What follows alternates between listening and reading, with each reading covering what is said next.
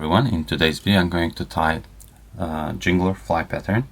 This one, as you can see here. The idea came from one of the viewers. I got an email and one of the viewers just asked me if I could tie Jingler fly pattern. So this is my take on it. This is how I do it, and it all started literally the first day I started fly fishing and fly tying, because I did it the same day. So before I got my first fly tying kit, I was using my hands and thread and sewing thread and stuff, but I bought a couple of flies just for reference and to use them to fish them. A Jingler was on the wall and I saw it, and I didn't know what is the name of the fly, but it was just super buggy.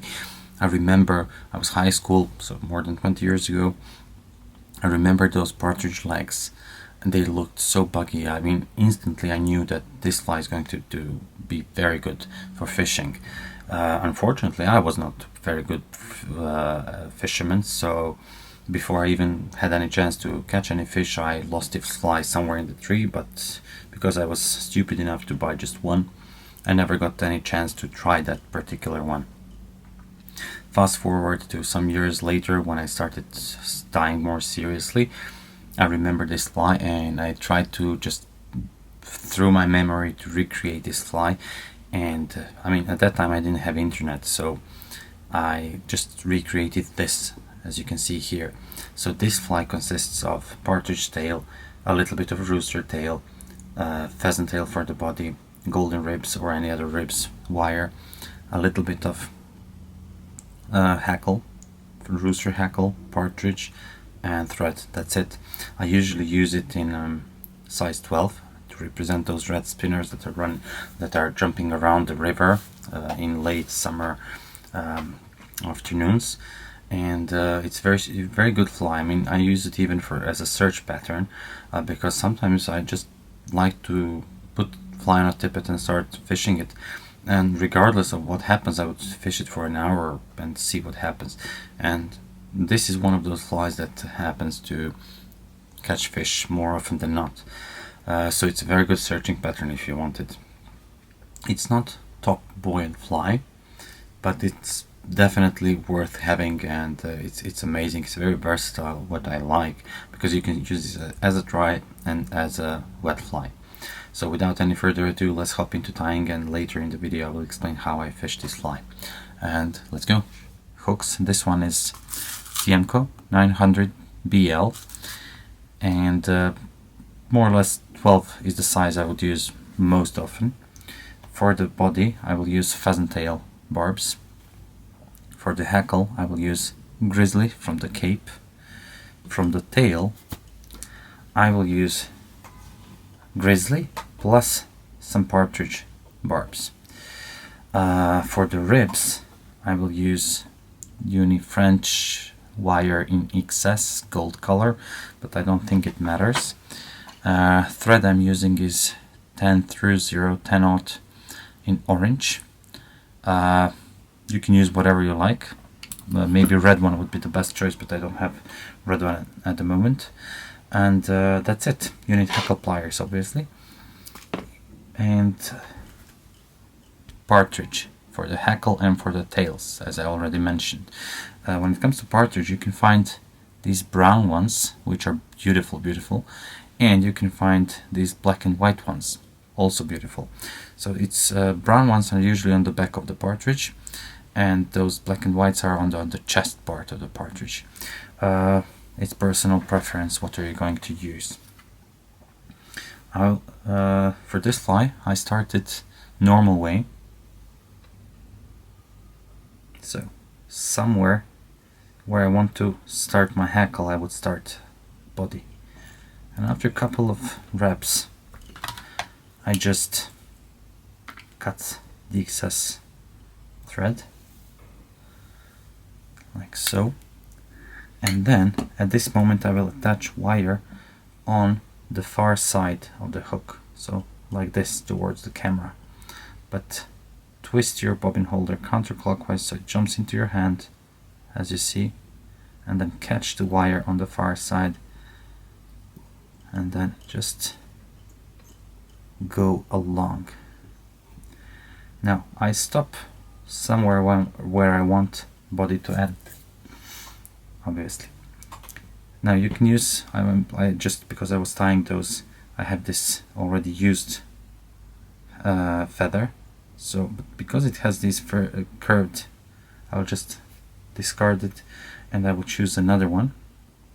And I usually pick those from lower end of the lower back of the bird because they're longer and they're not so useful for smaller flies.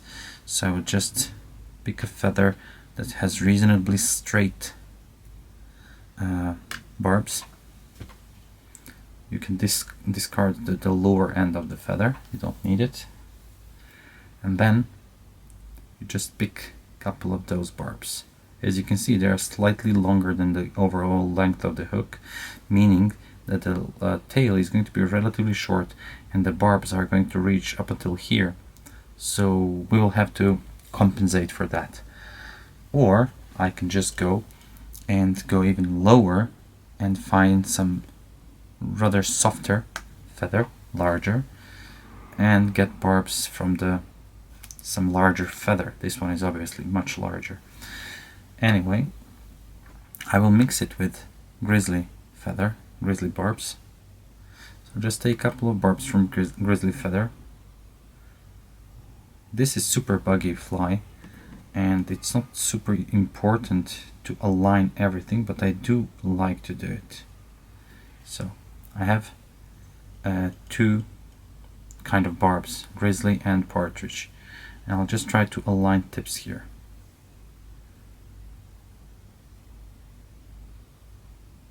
As you can see, there is a difference in length. I'm not super concerned about that now. So I'll just measure the length of the hook and transfer it here. By this time, my bobbin holder untwisted everything, so I have to twist the thread counterclockwise again, so it jumps into my hand, as you can see. And then 2 wraps are enough for start. As you can see, everything is done. At this moment, I will add 4, maybe 5 barbs of pheasant tail. Align those again.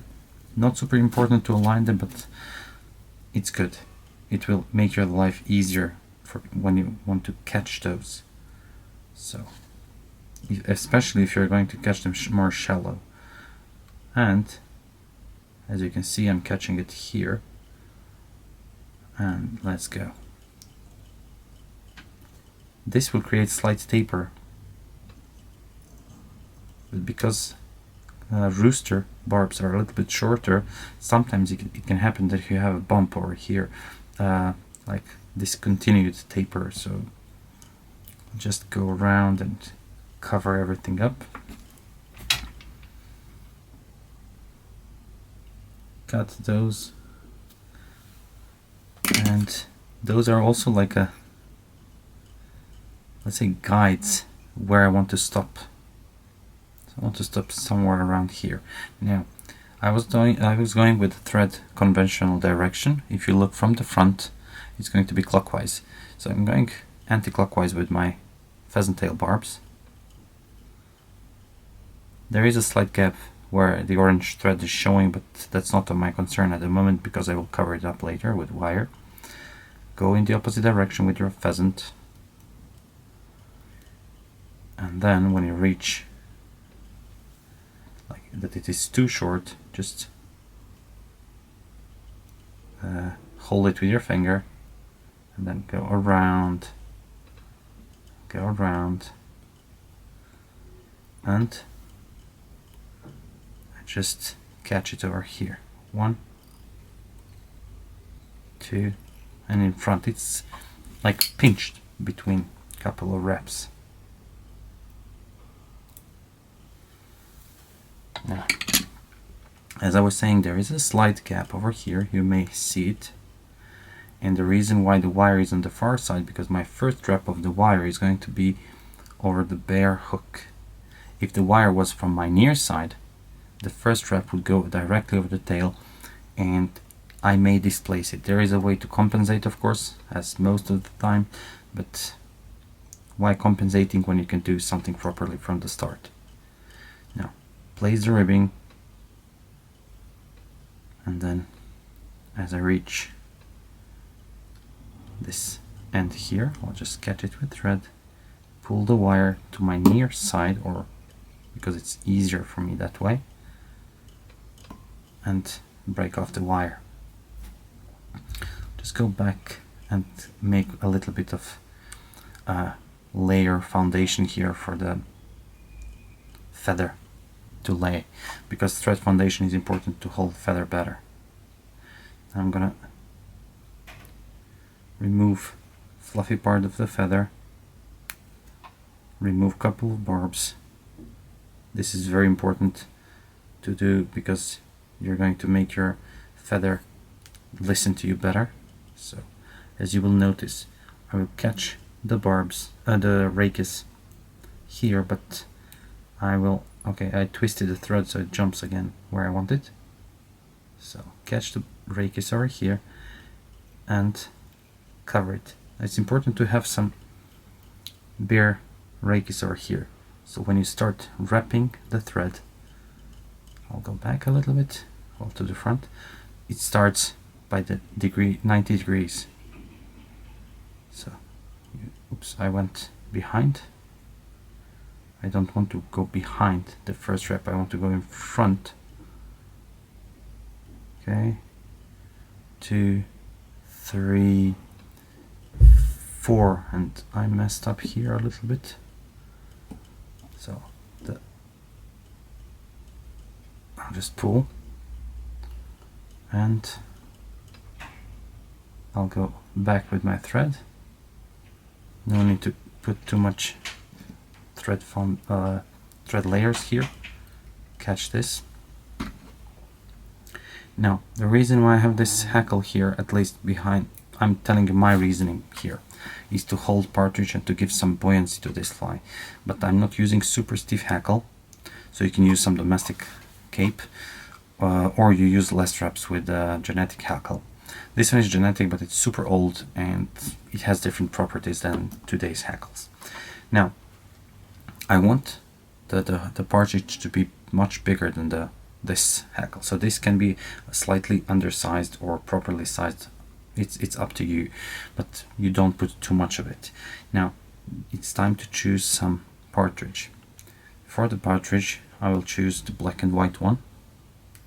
I'm not bothering about the size too much. It's better to be too big than too small. So you want slightly oversized, but what you need to take care of, at least I'd like to take care of. Notice how the rachis of the partridge feather is quite thick at the bottom end, and it gets much thinner and obviously softer as you go to the tip. Well, I want to finish wrapping of the hackle in that thin part. I used to do that the opposite way. I would start wrapping here, and then it creates too much bulk. But if you invest just a little bit of time into this preparation, let's call it like that, it's going to pay off like a lot. So I don't want much. As you can see, it's just like maybe 5 millimeters here, and then I will hold this with my hackle pliers, this tip. Wayne Lou Allen has a great video on this. Go to globalflyfisher.com or just type in Wayne Lou Allen tips on YouTube. You will get how he folds feather. So basically, because I'm going to wrap this so conventional way, these barbs are going to be in my way. So I want to fold those barbs over the rachis on the other side. So that's a kind of preparation for this feather. That's something that it's not super common for trout fly tire, but for salmon fly tires it's much more common. And I'm not very good in this, but you got the point. Like, you need to fold the barbs all in one direction. When that's done, try not to break the tip because you need it. This is going to be your tying point. Now, it's very important to do a couple of things. I just want to clear a little bit. This is not going to be permanent action. so I'm twisting the bobbin holder counterclockwise. I'm having this tag over here that I will use for my thread to catch and then pull out. I still have enough. I'll go and all the way to the hackle and then go back, so I have enough room to wrap this hackle. Now at this point you want to start relatively lightly, and look at this, because you moved all the hackle out of your way, you can wrap it nicely and it won't fight you.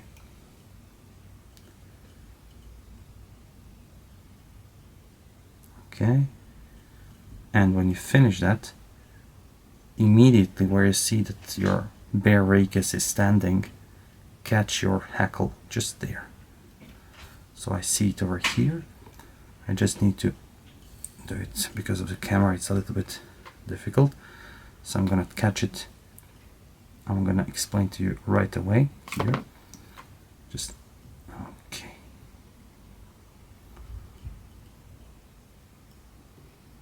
Okay, now you will see near the eye that I caught with my thread rachis that doesn't have any barbs left, so I'm not creating any mess. So with a couple of turns I'm going to secure the rachis, and these are turns like adjacent turns, so I'm not going on the top, one turn on the top of another. I'm just okay. I need to cut this closer. I wanted to catch it a little bit near the eye, and yeah, that's it. I cut the thread a little bit, as you can see, but not dangerous at the moment. So I'll go back to my hackle over here, flatten the thread. That's very important to make a good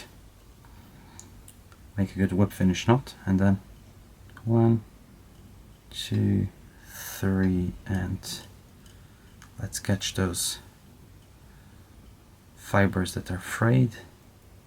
Oops, oops. Okay, I need to go back. I messed up a little bit.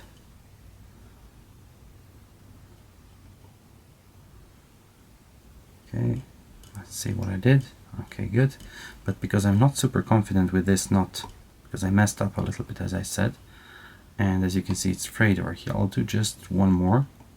I mean, it happens more often with the camera on than without, but okay, that's it.